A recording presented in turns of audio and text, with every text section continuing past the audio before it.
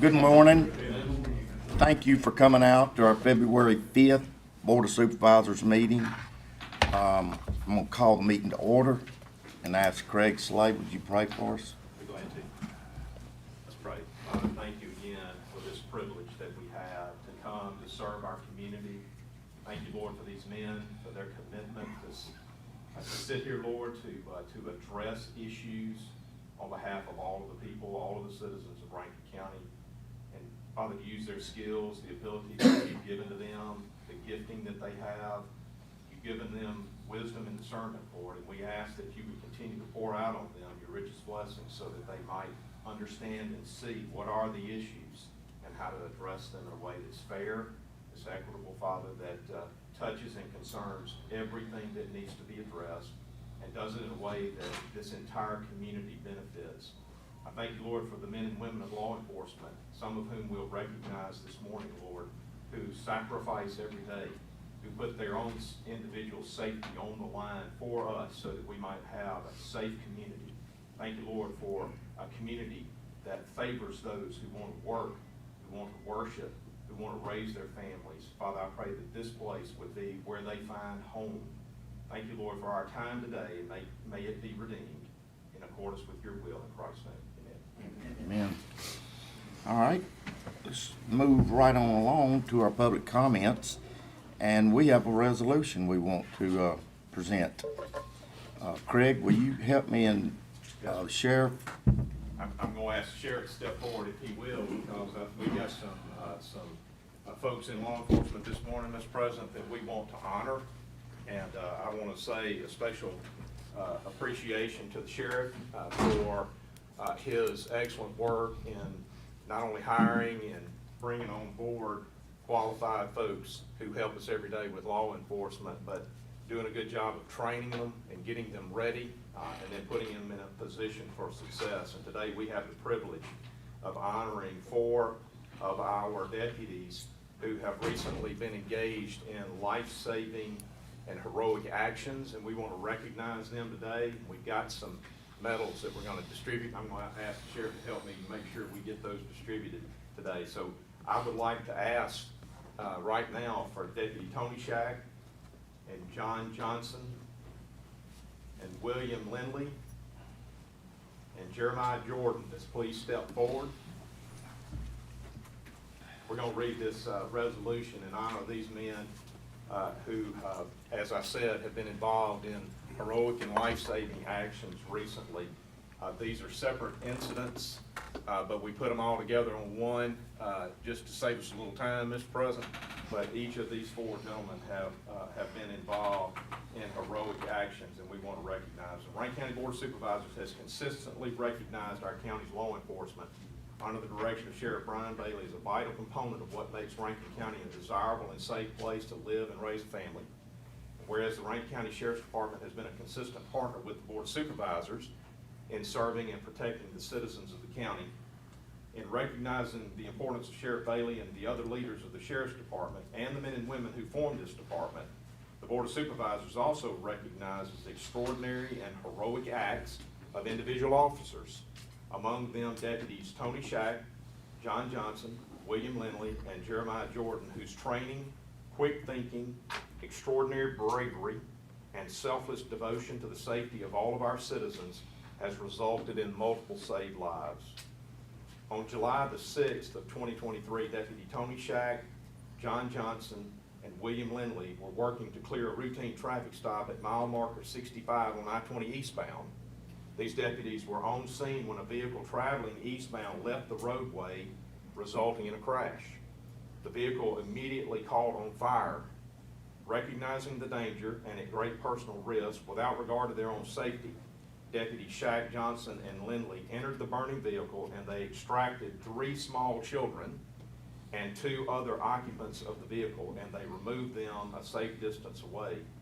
Deputy Shack, Johnson, and Lindley acted quickly to save the lives of 5 people who would have otherwise perished. On September the 9th, 2023, Deputy Jeremiah Jordan, while off duty, heard and responded to an emergency dispatch to an address on West Mountain Creek Road. A pack of dangerous dogs had attacked an elderly resident of this community. And Deputy Jordan arrived at the scene, located the victim who was still under attack by the dogs, and at great personal risk, intervened to remove the animals from the victim. He assessed the victim's injuries and the condition of the victim and called for an emergency response via an air ambulance. Without Deputy Jordan's quick thinking and intervention, this victim would have perished. Whereas Deputy Shack, Johnson, Lindley, and Jordan engaged in heroic life-saving actions, and as they selflessly serve the citizens of our county. The actions of these gentlemen serve to remind all of our citizens that the men and women of the Sheriff's Office are trained and ready to run toward and not away from danger, and to place themselves in harm's way. It's resolved today by the Board of Supervisors that we congratulate and commend the Sheriff, the men and women of the Sheriff's Department, and especially Deputy Shack, Johnson, Lindley, and Jordan for their dedicated service to all of our citizens. These deputies are fine examples of the quality of men and women selected by our sheriff and his leadership team to serve and protect the citizens of Rankin County each and every day. Gentlemen, that's signed today, the 5th of February, is signed by each of the members of the Board of Supervisors and by our Chancery Clerk. Man, I've got an original resolution I'm going to hand to you. And your boss man, Sheriff's going to follow right behind me, and he's going to hand out the medals that you guys have so richly deserved. Thank you, sir. I appreciate you very much. Thank you so much for your service.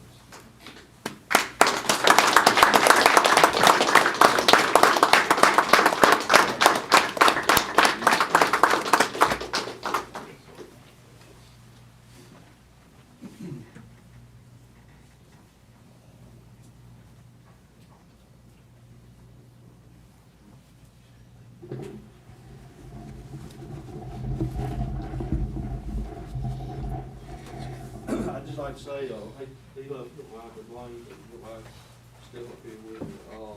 Y'all, I'm just blessed, still blessed to be sheriff of this county. You know, I've got a great bunch of men and women, and most people don't realize how big the sheriff's office has gotten. We have close to about 230 employees, and I tell you, it's they never cease to amaze me, and we just attract, you know, heroes to me, because, you know, and hard workers, because they're always moving forward, always doing something to make this county safer. And again, this just shows they never fail to jump into action when they're needed. And I've got to say this too, that we'd be nothing without these men standing behind us up here. As Board of Supervisors, hey, I may be elected, if they had the funds, you had to give me the money to hire decent people, hire great people, to get the equipment these guys, these men and women need, and to get the training that they need. So I got to say thank you to the Board of Supervisors.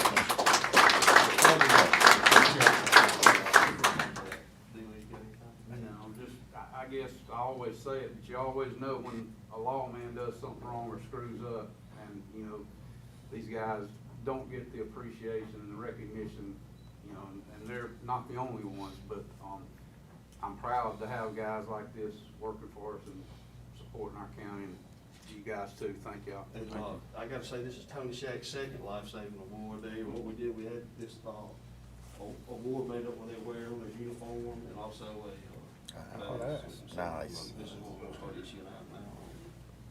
I'm just gonna keep my resolution for Deputy Shack handy from time to time. Thank you, gentlemen, for everything that you do for our county. You really make us proud. Thank you very Thank much. you. Thank you.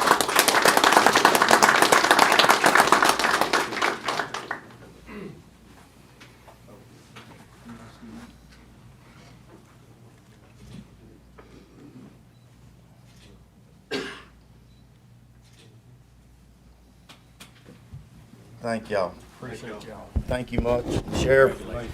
I would like to expand on something. You said y'all would be nothing without us. I can put that as two farm animals, a chicken and a pig. The Board of Supervisors we're the chicken, and we do make commitments with an egg. The pig makes a sacrifice for that bacon. Y'all, when y'all go out there, it's more than laying an egg. It's making a full sacrifice. Thank you. Yeah.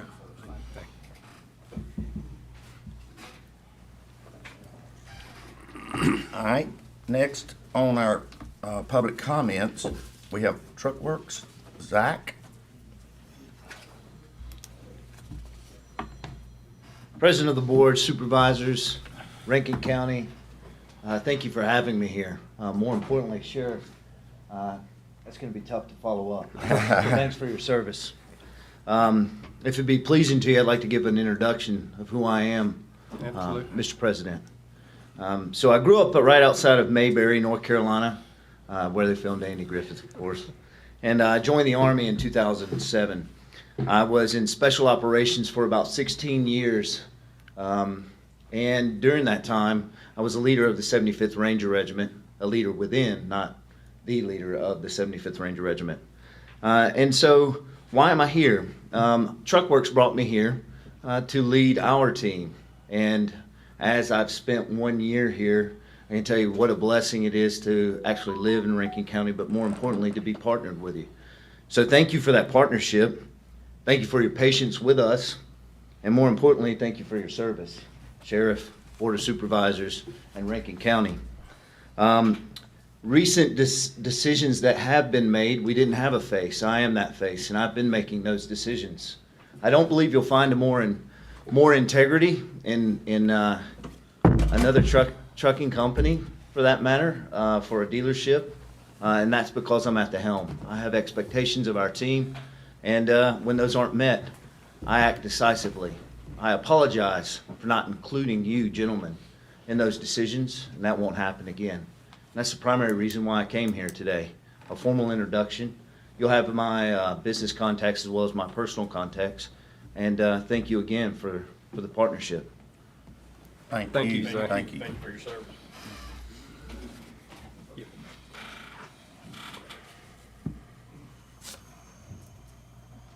We'll move it into Rankin County if that's all right.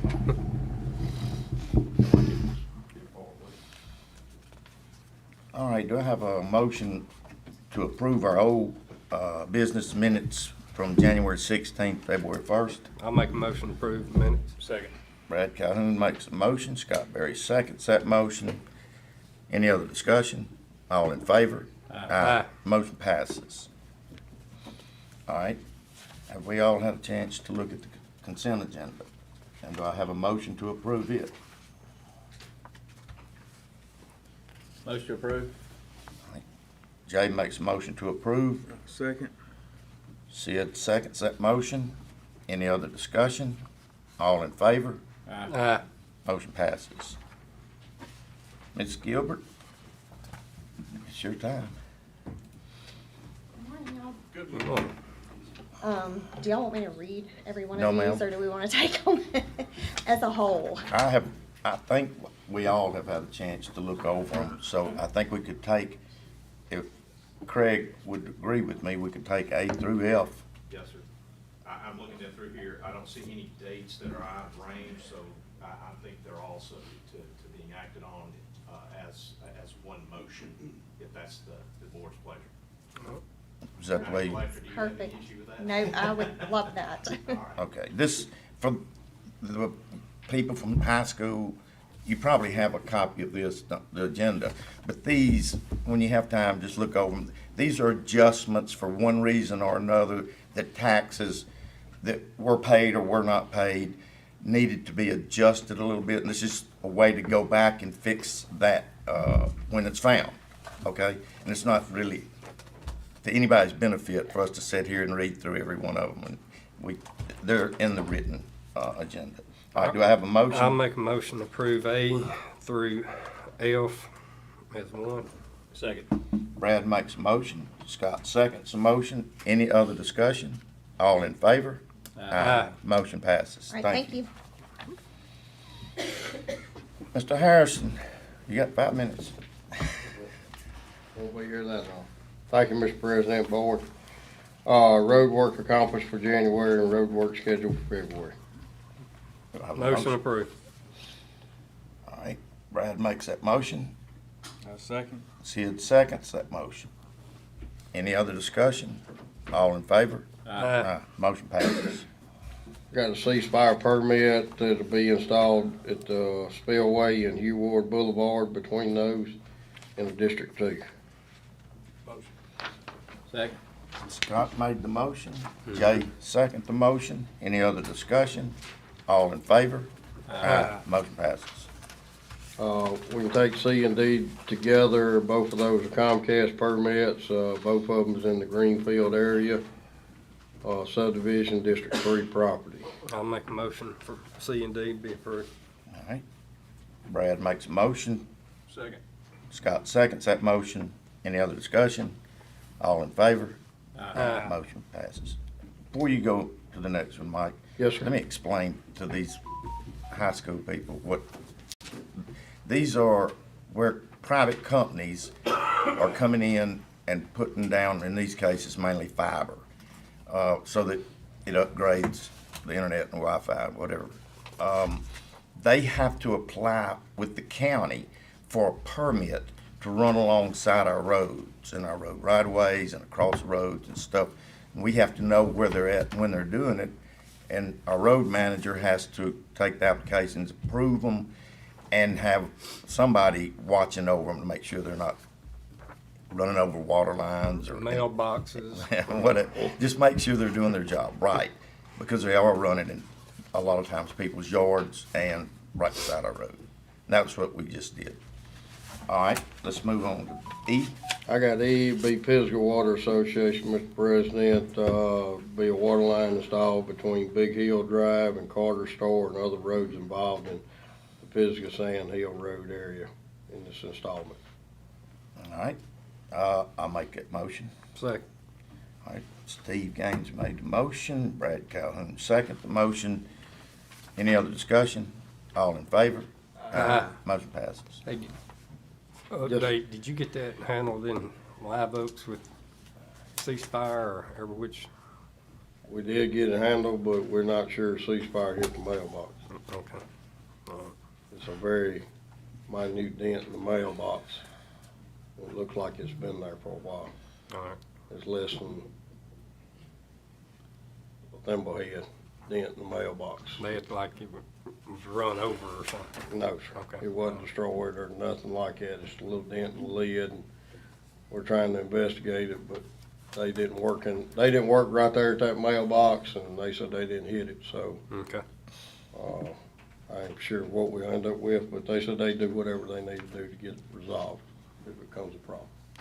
Take a rubber mallet and just beat it out. Anyway, thank y'all. Thank you, Mike. Tim Parker, County Engineer. Morning. Good morning. The first item we have on the agenda, Mr. President, is on Lennon Farms. We're recommending approval of the final plat and a letter of credit in the amount of $175,680. That's a development on Highway 43, just east of Tommy's Trading Post in the area between where 471 ties in there and Highway 25. All right, and this is a final plat approval. Scott, do you know where it's at? I do. Okay. Yes, sir. All right, do I have a motion to approve? Motion. Scott makes a motion. Do I have a second? Second. Jay got to you. Jay seconded. Any other discussion? All in favor? Aye. Motion passes.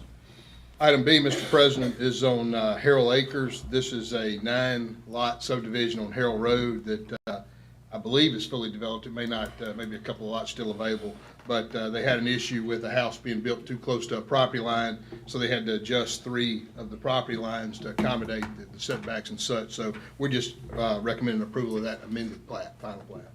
All right, I'll make that motion. Do I have a second? Second. Brad seconds that motion. Any other discussion? All in favor? Aye. Motion passes. Item C, Mr. President, is on our Old Fenton Road overlay project. You see the STP and LPA numbers there. We're recommending approval of payout number 2 from AJ Construction Inc. in the amount of $418,173.05 and authority to issue that check. Have a motion. Motion. Scott makes a motion. Second. Jay seconds motion. Are they finished with that project? No, sir. No, sir. It is proceeding well right now, though, in our No opinion. power lines or nothing like that? I hadn't gotten a call this morning, but I don't think so. Hopefully, well, I don't want to jinx it. I'll leave it there. No news is good news, I'll say that. All right. All right, any other discussion? All in favor? Aye. Motion passes. Item D, Mr. President, is program element number 1.22 UT Mountain Creek erosion mitigation at Foster Road. This is a Foster Road project that we discussed on Thursday. This is approval of payout number 2 from S&S Excavation LLC in the amount of $157,836 and authority to issue that check. That'll be the last check to S&S on this project. I do have a motion. I make a motion. Sid makes a motion. Have a second? I'll second it.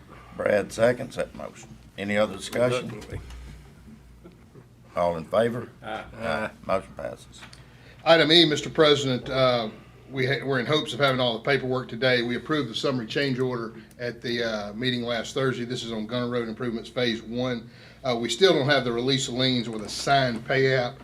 They've acknowledged, obviously, and signed the summary change order, so it sets the final payout amount. We can either move that to the 15th, or we can approve it contingent upon receipt of that paperwork. Either way, it doesn't matter to me. And the 15th meeting's only 10 days away, so. Check gonna go out before the 15th anyway. Let's just do it on the 15th. Okay, All right. we'll just move that item to the 15th. All right. Item F, Mr. President, is discussion of the CMPDD call for projects for Federal Surface Transportation Block Grant. That's the STBG program.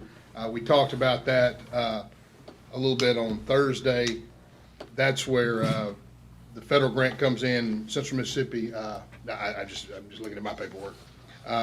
We went back and revisited and looked at a couple more roads. We looked at Holly Bush and Grants Ferry, and still the two highest scoring and the projects that it looks like now fit an overlay. Those two roads would need more work than a basic overlay. So in this program, it appears that the highest index rating is 049. That's between the 049 North section and Cleary Road. That's in District 1. And the second highest scoring would be Greenfield Road in District 3. Both of those projects include municipalities in them. So we'll have to get some letters and ultimately do some interlocals there. But that's the two highest scoring, in our opinion, going to be the two highest scoring projects, because I think it's about 70% of it is based on the pavement management index, which is determined by CMPDD. Yeah, it's 75%, so that's going to weigh heavily. Those two projects on the other items will score the same, depending on what we decide, or what you guys decide will be the match for it. So the scoring was going to be basically the same. So if we put more of a match, we improve our odds of getting it, so, which we did that on Old Fannin Road, which we're starting now. Come to find out, we probably didn't have to do it. We probably would have got it anyway, but. So right now, this is 80-20, or? The minimum is 80-20. It starts out 80-20. What's your recommendation to see if we can get? What did we do on O'Fannin? We did 30. Yeah, so on the, But didn't you say last week Richland was planning on doing some work in the city limits, and they may post some of our match? there's been discussions about that. We haven't had any discussions on Greenfield, but we have mentioned to Richland, because that one is entirely in the city of Richland, that we obviously can't, I don't have any commitment from them, but there's certainly talk, and they were receptive to the idea, so. I was gonna meet with them and, discuss, Right, possibly, with them right. on that. Well, the only reason I asked, if we, I would hope we could probably, if our index rating is high enough, we could probably get it with just 20%. But if they're gonna do it anyway, we could improve it to 30, they'd still save money if they were indeed gonna pay to get it done. That's a lot of unknown currently. So, yeah, so for each 5% you go up from 20, you get 2 points, up to a maximum of 10. If you match it at 50%, so 25% would get you 2 more points. The 80-20 in that scoring category gets you 0 points for it. So, certainly if you had a municipality willing to participate with you, you could consider going up. I wasn't suggesting we ask them like they have to do it or anything, but Right. like if they were offering, we'd sure take it, I imagine. But, Right. Yeah, so one option there, and I don't wanna, I mean, would be that if the county said, okay, we're gonna put up to 20, and you could split that, but And they if you were could gonna put up to post- 20, and whatever they put up would be the match above that. That sounds good. Now, what we'll have to do, we'll have to Yeah. run that through pretty quick, because at the 15th meeting, I've gotta have the board order Right. to authorize how much that's gonna be committed. So I think, and I'm gonna lean on Slay, and we haven't prepped him for this, so I apologize, but, Do you have a cost estimate on? yeah, it? so, all right, so on Green, we'll talk about Old 49 first. Okay. Right now, we're thinking about 1.6 is eligible. So the total cost, I mean, obviously, there's other costs, but the eligible cost, the design engineering's not covered, construction engineering can be, and any environmental work that has to be done, those would just be very basic, environmental to get a categorical exclusion. So if you went 80-20, you'd be at about a little under 1.3, the county portion. 75%, if you did 25, it'd be 1.2, and then 70-30 would be about 1.1 million on 049 for the county's portion. How many miles? And then on Greenfield Road, How many miles is that? it's a little over 3, I believe. One of them's 2.8, and one of them's 3. I don't remember which one's which, Greenfield or 049. They're around 3. That's a lot of money for 3 miles of road. What's that? I mean, we're just talking about overlay, right, and strapping. What's that? Overlay and strapping is the only thing. gonna Yeah, I be mean, done? you'll have to do some, you'll have to dress up some show, I mean, you have to do some other minor work. And if there's any guardrail that doesn't meet the current standards, you'll have to replace it. But I mean, it's pretty much an overlay project, yes. And then Greenfield is 1.8. Greenfield's the one that's a little bit longer. I can tell you that by the price.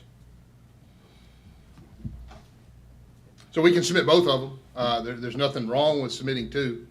I will say if in CMPDD, when they split up the roads into segments, and I think I know how they're figuring their pavement management index, but there's some type of average there, and it looks to me like Old 49 is going to be a little bit higher than Greenfield. But they do that once you submit the application. What's the total number that the MPO has this time? They've got 9.8 in this category. 9.8 million. So you would also, you're requesting 20% or less of the money in this category, so you would get a full 10 points there. And then everything else is based on, I believe, on the pavement management index.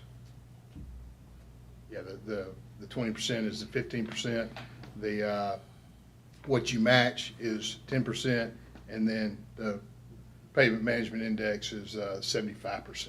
So both of these are state aid roads that we actually spend state aid funds on, or But you not? can spend state aid. Have yes. we?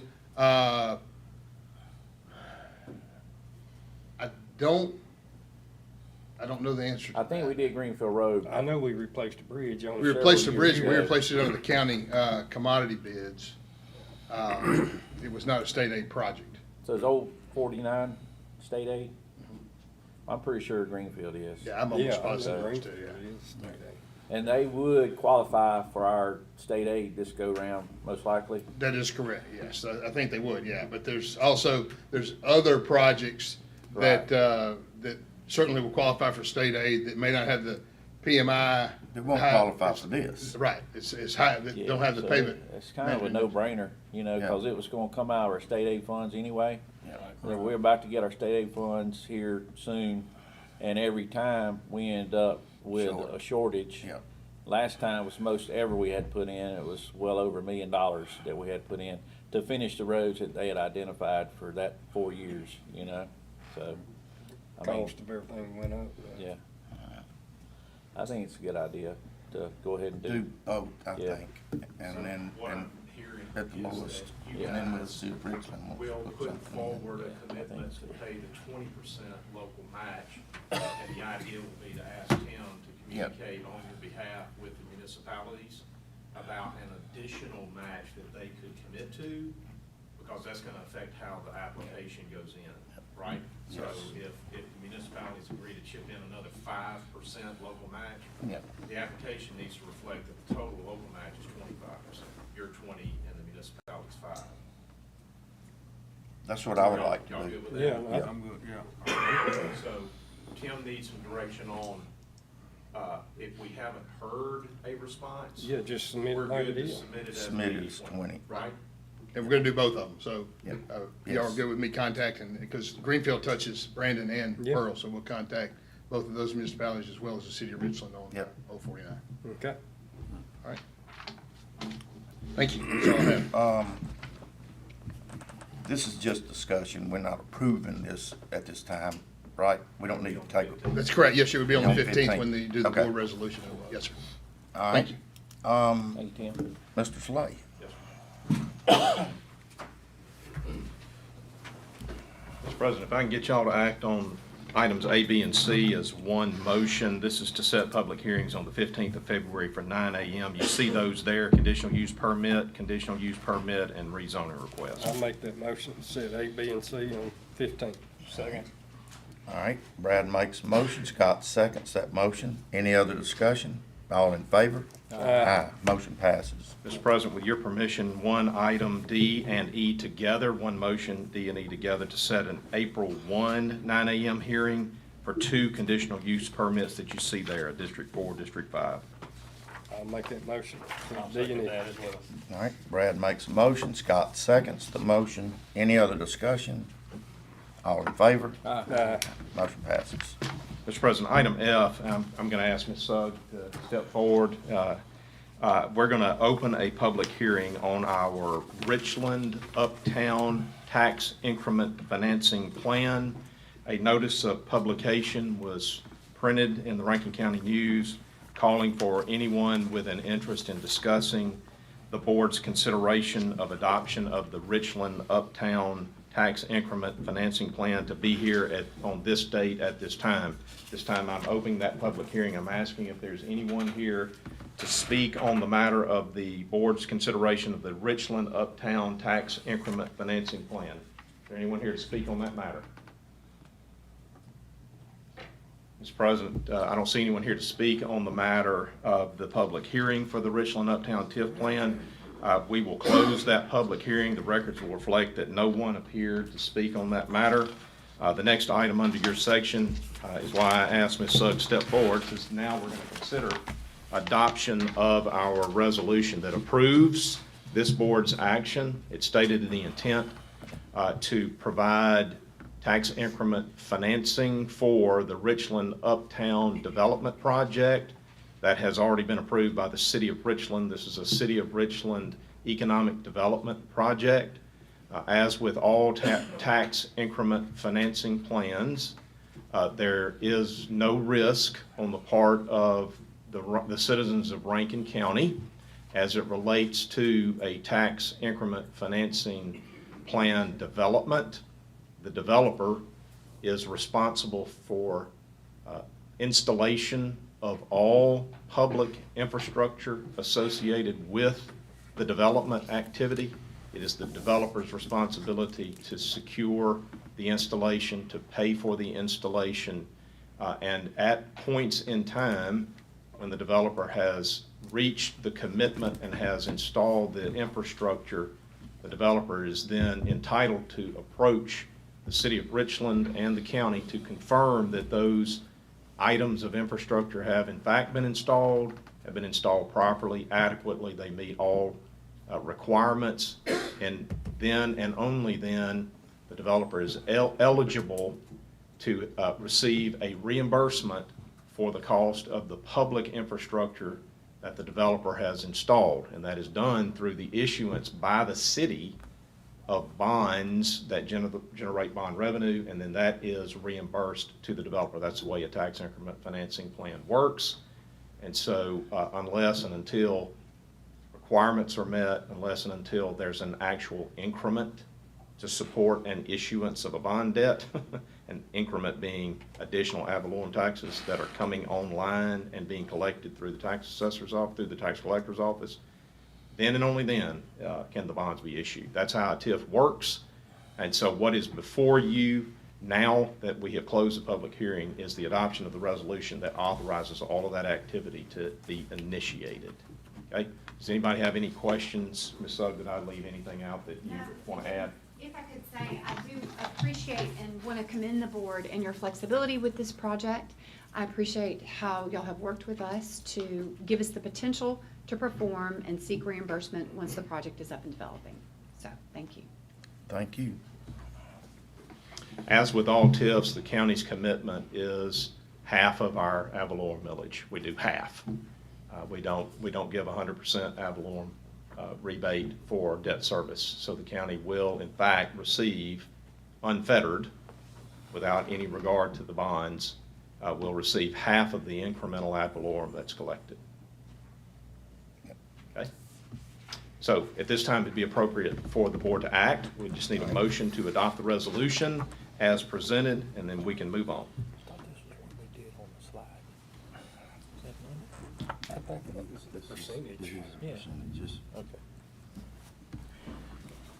All right, do I have a motion for us to act on this? I'll make a motion to approve. All right, Jay makes a motion to approve. I second. Sid seconds that motion. Any other discussion? All in favor? Aye. Motion passes. Yes. Okay. Gentlemen, at this time, we are prepared to enter into a presentation of our proposed zoning amendments. This is work product of Central Mississippi Planning and Development District. Mr. Dave Wade and Ms. Gray Oops are here to walk the board through a brief discussion of the proposed zoning amendments for 2024.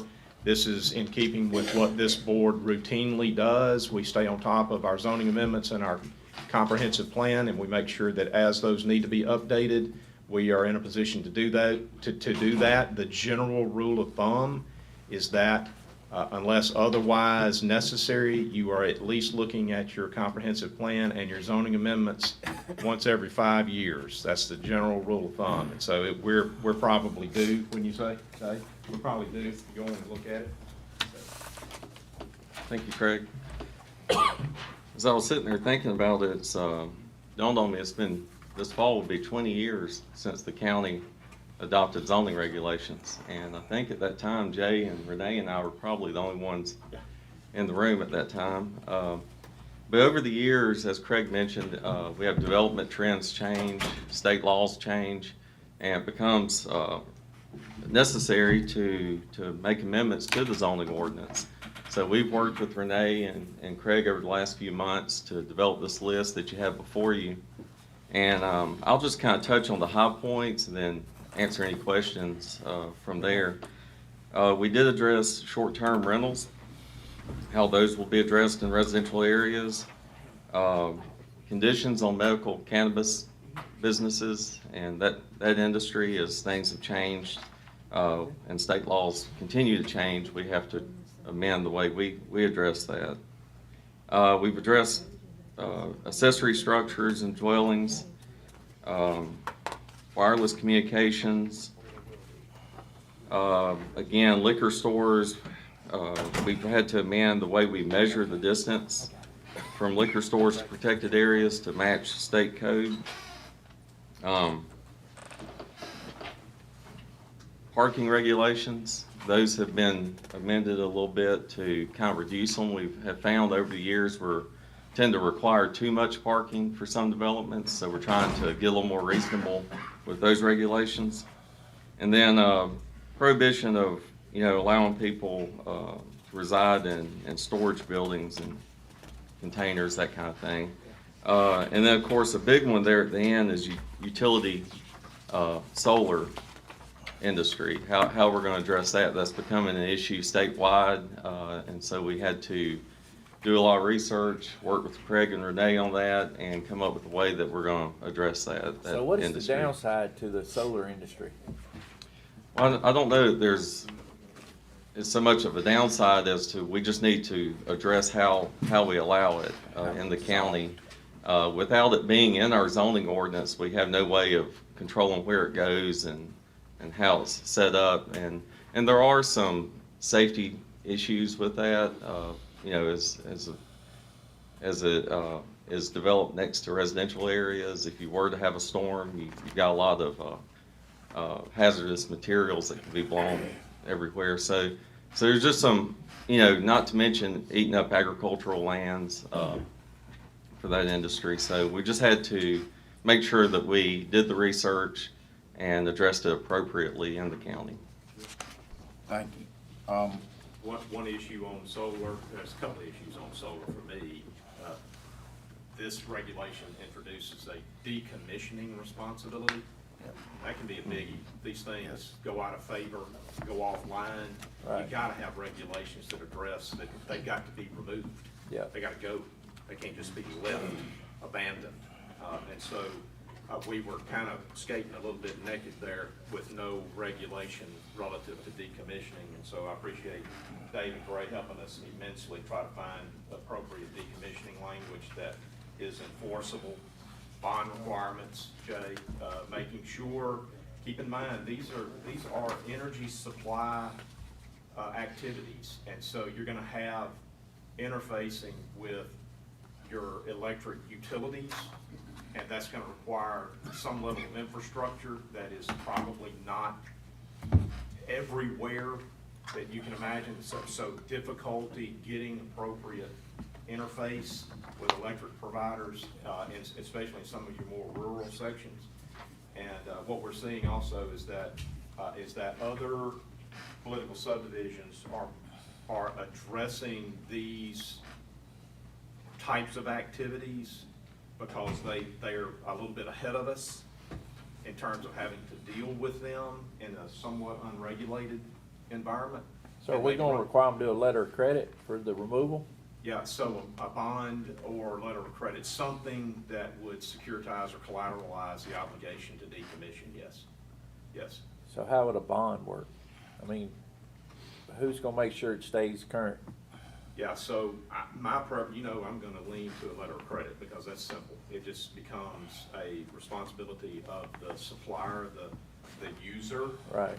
To work with their credit issuer to issue a letter of credit that cannot be canceled, right? It's Yep. renewable automatically. That's my preference. I would, if we go to a bond type of setup, I would want there to be similar language, that in fact it can't be canceled without our authority. So there's any number of ways we can address it, but I do want the obligation to decommission to be collateralized. I just know we've had some of those slip through the cracks in the past, you Because know. we really didn't have them zoned. Similar to Yeah, I cell was talking about towers. projects. We do this for cell towers, Jay. We require a commitment. I don't know how well necessarily that we're enforcing those. It's not, we don't get a lot of new cell towers these days. And so we haven't had very many examples in recent days of how we've collateralized the obligation to decommission a cell tower. Most of the time, we require the cell tower to introduce that language in its commitment with the property owner, not with the county. This would be different. This would be a condition of zoning action is where we would insert, as part of the application process for the zoning, this is where we would insert the decommissioning language. So how will this be put on the books? Is it a utility or Industry. personal property as far as taxing goes? Yeah, so it depends on who the user is. More than likely, it's going to be, it's probably not gonna be a public utility. So it would just simply be a private property interest, and there would be an ad valorem aspect to that. But I don't wanna speak out of turn, because I hadn't seen any applicants. We don't have any at this juncture, right? So we could get an application from an entity that is suggesting that it's somehow tax exempt, that it's not profitable. I just don't know. All right. All right. We have to protect our agricultural and rural areas, by the way, and so y'all need to know that a part of what's going on here, especially with these large acreage types of potential users, we are disincentivizing them to go way out into the rural areas and find extraordinarily cheap, put quotes around that because nothing's cheap anymore, but cheaper than what they typically are looking for, we're suggesting strongly that we need to protect. Some of these users get up into the thousands of acres. And we need to be thoughtful about, what happens when one user comes in and swallows up 1,000 acres of valuable agricultural property. And so we just want to be thoughtful about that. And so the expectation is that we're going to ask that these types of uses go where they ought to be, which is in your more industrial areas. That's where they belong. That's where the power supply is, by the way. That's where the power supply is. I think y'all have done great work. And for people that aren't in these meetings every day, every week, this study has been going on for probably a year and a half, and a lot of work has gone into this, what we're covering in a short amount of time. But on this one, the industry part, I say solar industry, there's been a lot of agriculture land that has been purchased from other countries in Mississippi. Countries, some of them aren't our friends. And they purchase agricultural lands and they purchase areas around our power grids. People don't know about this.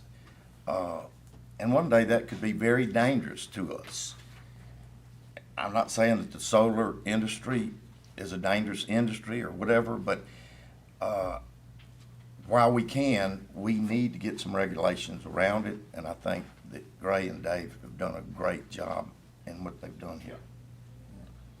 Thank you for saying that. I think it bears saying that we're not picking on the solar industry. There's an exception that's built into your proposed language here that says it has to be, it's for solar activities that's at a certain scale. Okay? It's utility level. If somebody out in Pisgah wants to put solar panels on their pole barn, knock yourself out. Yep. This is utility scale solar electricity supply. And if you have ever driven down I-10, when you get to the east side of Pensacola, you will start running into large solar farms that are thousands of acres at scale. That's what we're talking about, for the most part, that we need regulation for. I agree. All right, do we want to make a motion that we accept these amendments, or do we need to?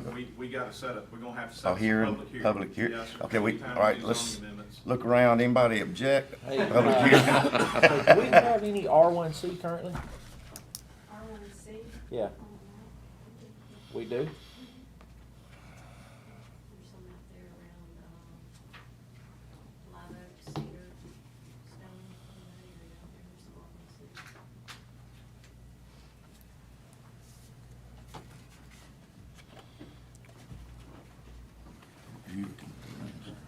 Yeah.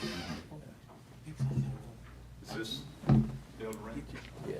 Bill Rankin? Yeah. Do we have any of that? I mean, yet? We've Yeah. had talk. We've had talk. Right. I mean, I know I've heard of other cities having to deal with this Yes. a lot, so. Well, the city of Brandon's having to deal with it a good bit too. Yep.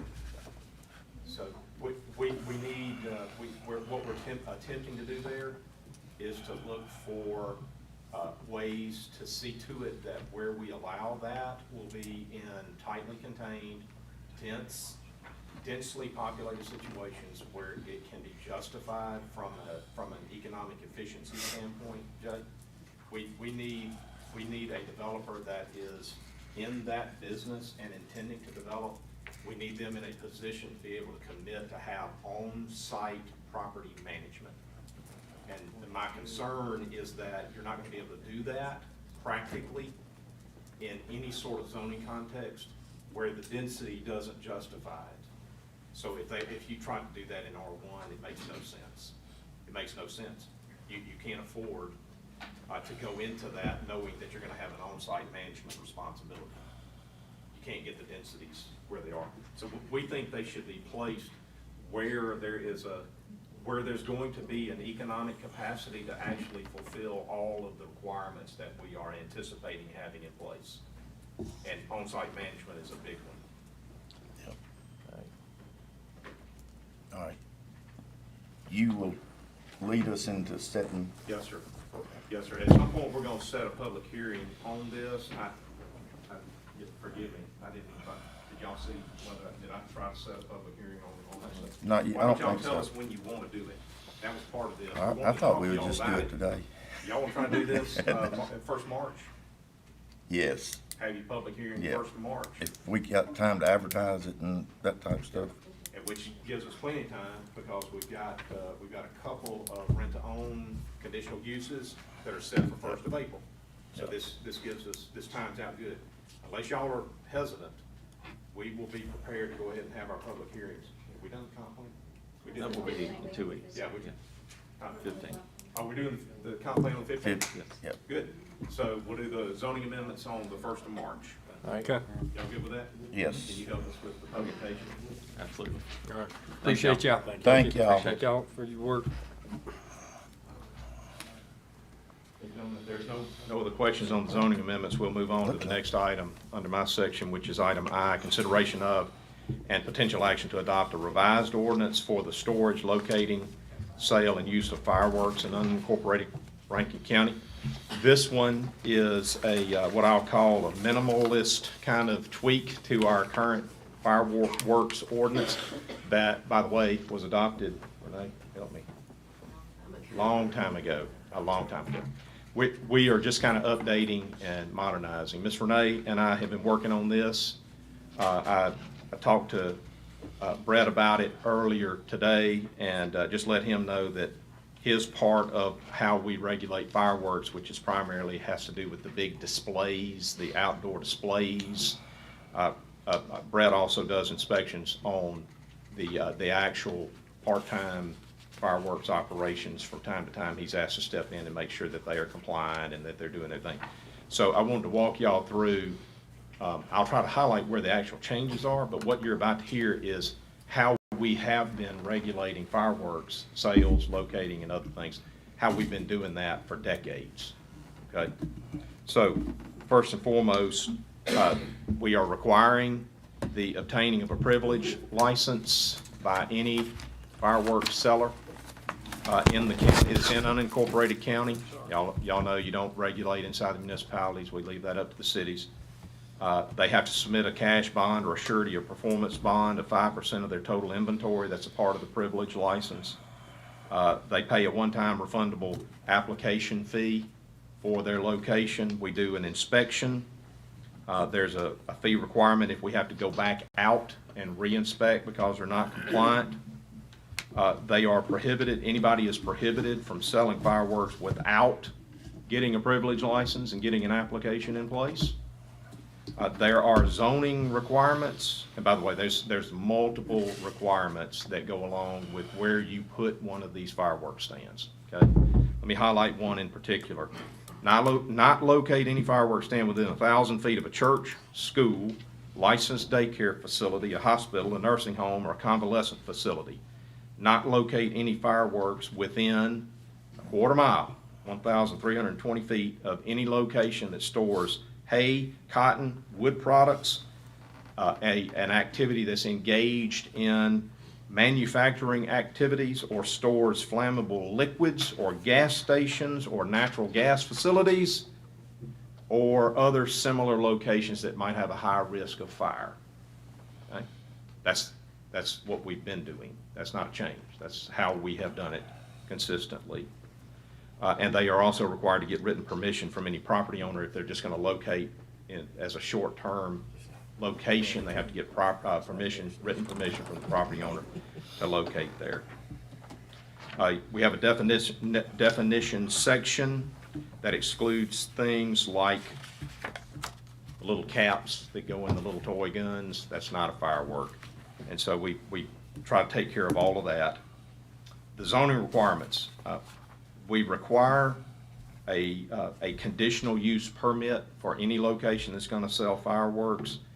They are required to be in C3, which is highway commercial, A1, which is your general agriculture, or A2 districts. That's where we allow them to be located.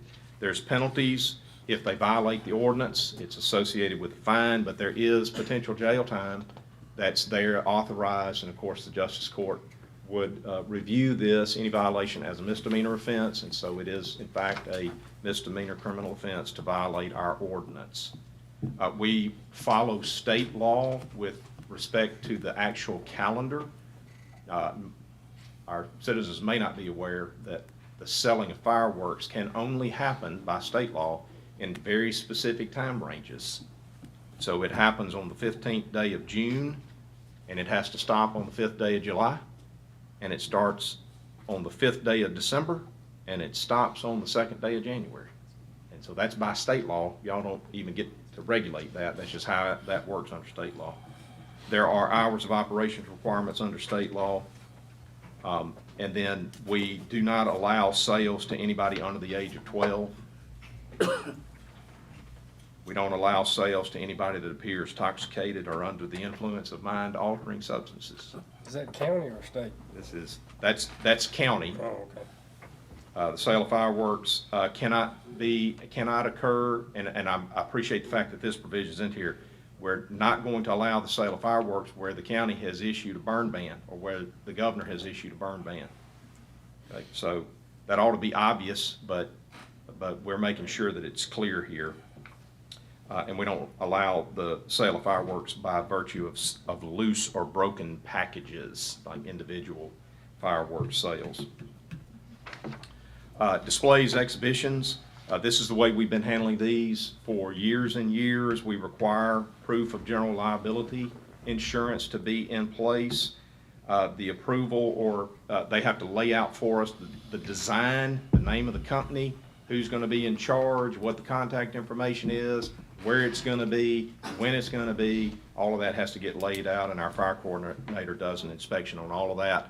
And I think the system that we have in place and how we do that works well.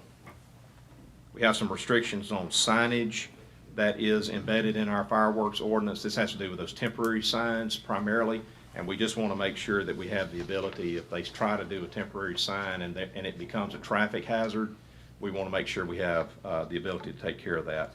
There's an enforcement section in here that gives enforcement authority to the sheriff, to the community development office, and to the county administrator to enforce the provisions of the ordinance. And heaven help them if they get sideways with the county administrator. There is a section on revocation of a So the permit. fire coordinator's not involved in any of that? Fire coordinator, yeah, thank you, Jay. I left fire coordinator out. I sure did. We'll get that in there. Yep, forgot that. That's terrible. There you go. We don't allow, this was an ad from a sister county. We don't allow heating equipment to be set up and run inside of a tent that's selling fireworks. What? Yep, we hadn't thought about that before. The use of any type of heating devices, electric heaters, gas or kerosene heaters, or any other device that could in any way ignite fireworks is prohibited within the areas where the fireworks are being sold or displayed. Hadn't even thought of that. So Miss Renee helped me find that, and she said, you know, that's probably a good idea. It's a great idea. So we don't want to create problems where we don't have them. So You're not torturing them poor workers. they need to wear a coat. There's no heat. J.L. Jones. Wear a coat, there's no heat. All right.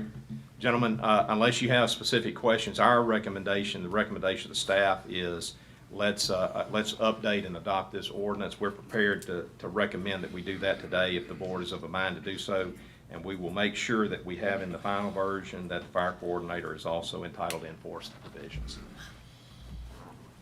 All right. Do I have a motion to adopt these revised ordinances? I'll make that motion. Brad makes a motion. Second. Scott seconds that motion. Any other discussion? All in favor? Aye. Motion passes. Gentlemen, item J is really just a carryover from our discussion that started on Thursday. It may be that the board is not in a position to discuss this today. I would suggest before we get into this, y'all let me know if you prefer to discuss this later. I think I prefer to discuss it later. Okay. All right, does anybody have any heartburn? We'll just move on. Mr. President, with your permission, we're going to show item J as having no action. Item K is acknowledgment of a receipt letter request from the tax collector to void tax bills for tax years 2017 through 2023, excluding 2022, for PPIN 36488, and the authority of the tax collector to void those tax bills and to take all action necessary to correct the system to reflect no tax obligation. My recollection on this one is that this is a mobile home that hasn't been on the property for years, but somehow continued to be assessed as an item of real property, and it should not have been, and this simply authorizes the voiding of any of the tax bills associated with that.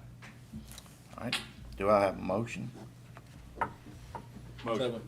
All right, Second. Scott makes a motion, Jay seconds the motion. Any other discussion? All in favor? Aye. Motion passes.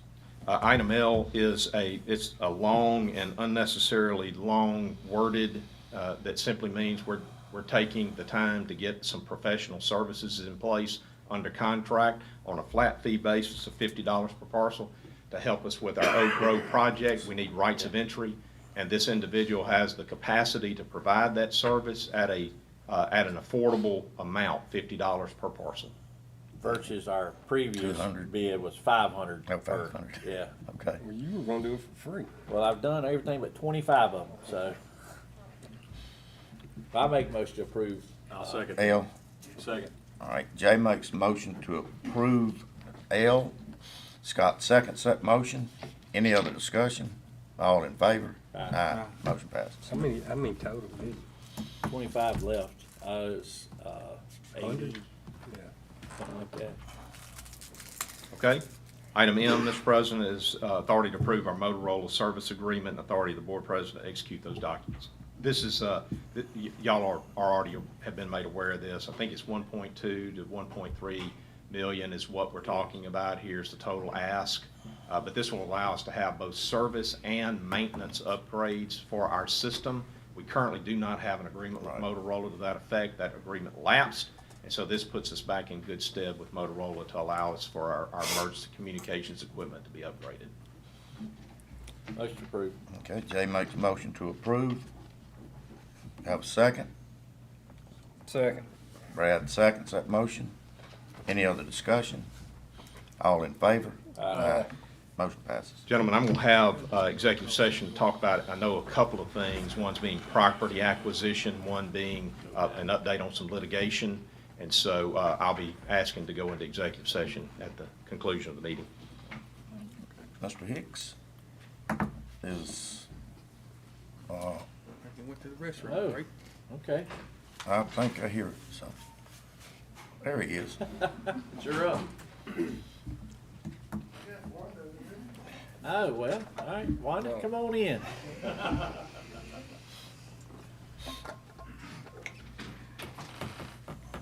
Assuming we're in my section. We are. Needle I Creek thought you was ditch. going to the podium or something, you know, walking up there. Good morning. Item A under my section is the UT Neely Creek Ditch. This is the Pearl Project on Highway 80. It's approval of pay app number 4 to Hemp Hill Construction in the amount of $614,011.73 and authority to issue that check. Motion approved. Jay makes a motion to approve. I'll second. Brad seconds that motion. Any other discussion? How's the new drainage working? Is it working pretty good? I have no idea. Okay. We're gonna find out Friday. For I don't think they're not through, nowhere close, so. It looks a lot better. the Let's get audience, that. this is a large spend, over $600,000. These monies came down, we call them ARPA monies. These were some of the monies that was put into our nation to help with a lot of different activities. It's a big spend all over the country, and we got chunks of it. And what we're using the most of our chunks of money are for water control, flood control, drainage control. And this is a bite into that. All right, all in favor? Aye. Any opposed? Motion passes. Item B, even though it's statutory, we need the board minutes to reflect that we had authority for Mark Scarborough to be added as an authorized signatory on our Rankin County Board of Supervisors accounts at Origin Bank.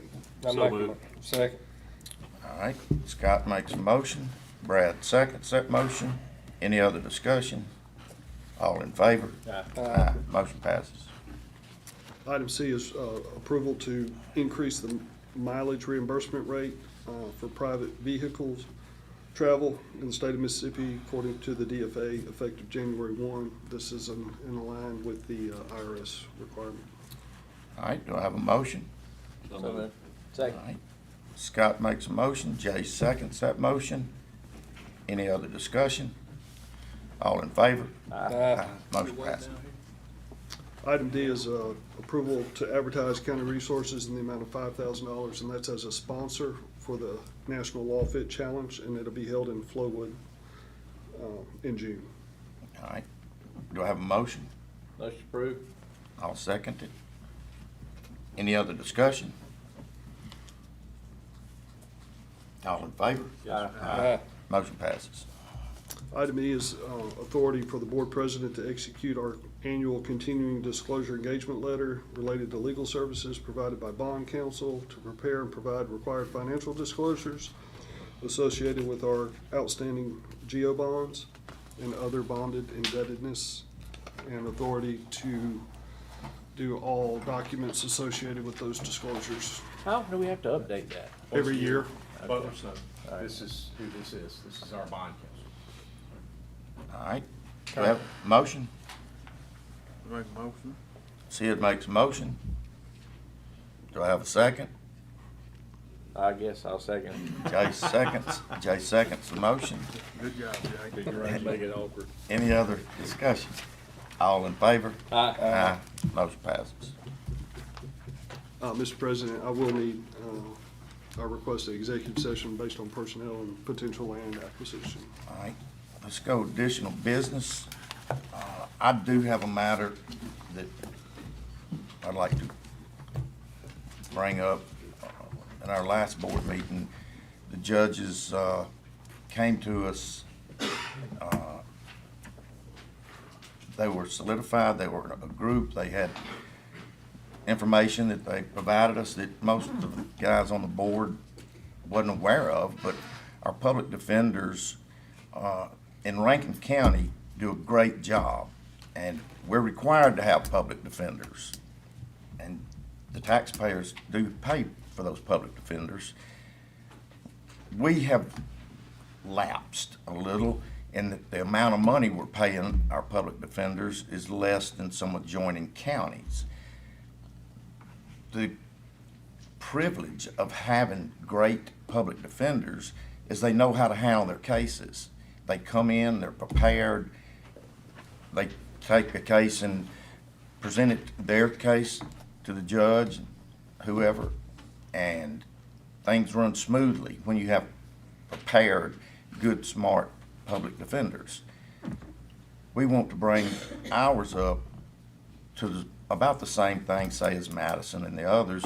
So I didn't understand when they were here how acute it was. And I've talked to a couple of them since. They wish that we would go ahead and do this. And what this is their ask is to give these guys a $10,000 raise, which would put them even with the other counties. At this time, I'm not suggesting that we go into other expenses that they may be occurring. I think we could address that during our budget hearings this summer. But a clean $10,000 increase in pay, which is $7,000, and we're about halfway through the year, so you're talking somewhere around $35,000. I would like to make the motion that we do that